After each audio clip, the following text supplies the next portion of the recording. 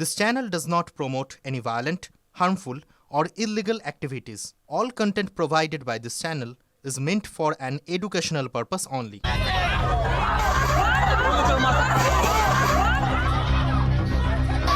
রবিবাসরীয় সন্ধ্যায় রণক্ষেত্র আমা স্ট্রিট শ্যামাসুন্দরী মন্দিরে পুজো দিতে গিয়ে পুলিশের লাঠি খেতে হলো পুণ্যার্থীদের।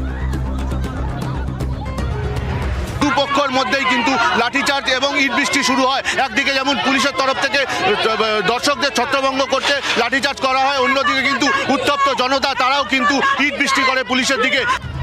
ঘটনার সূত্রপাত সন্ধে 6টায়। পুলিশের দাবি সেই সময় মন্দিরের দরজা বন্ধ করে কর্তৃপক্ষ।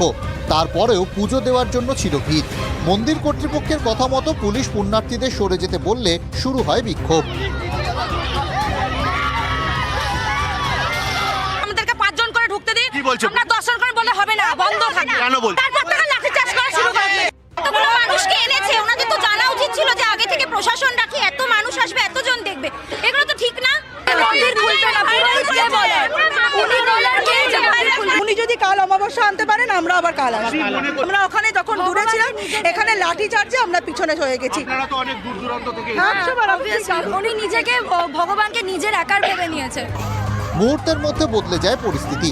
ভিড় সরাতে গেলে পুলিশের দিকে ধেয়ে আসে ইট চটি। বিশৃঙ্খল পরিস্থিতি সামলাতে লাঠিচার্জ বলে দাবি পুলিশের। মেয়েদেরকে জমা করে টানা হয়েছে, ছেলেদেরকে লাঠিচার্জ করা হয়েছে, জেল মারা হবে, এমনকি মেয়েদের গায়েও হাত তুলেছে। পুরোহিত কোথায়? কমিটি কোথায় গেল?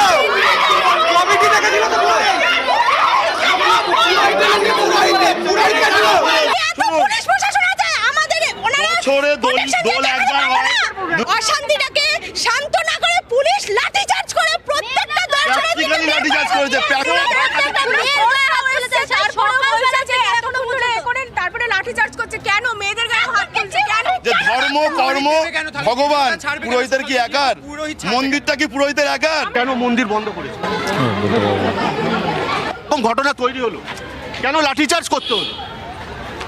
তারা তো দর্শন করতে এসেছিল, কেন লাঠিচার্জ করা হলো? পুণ্যার্থীদের ছোড়া ইটে জখম হন এক পুলিশ কর্মীও। মৌনী অমাবস্যায় বাড়তি ভিড় সামাল দিতে কেন পর্যাপ্ত ব্যবস্থা ছিল না? পুজো দিতে এসে কেন পুলিশের লাঠি খেতে হলো ভক্তদের? প্রশ্নবিদ্ধ উর্দিধারীরা, ক্ষোভে ফুঁসছেন পুণ্যার্থীরা। ক্যামেরায় অর্ঘের সঙ্গে সুব্রত রিপোর্ট, TV9 বাংলা।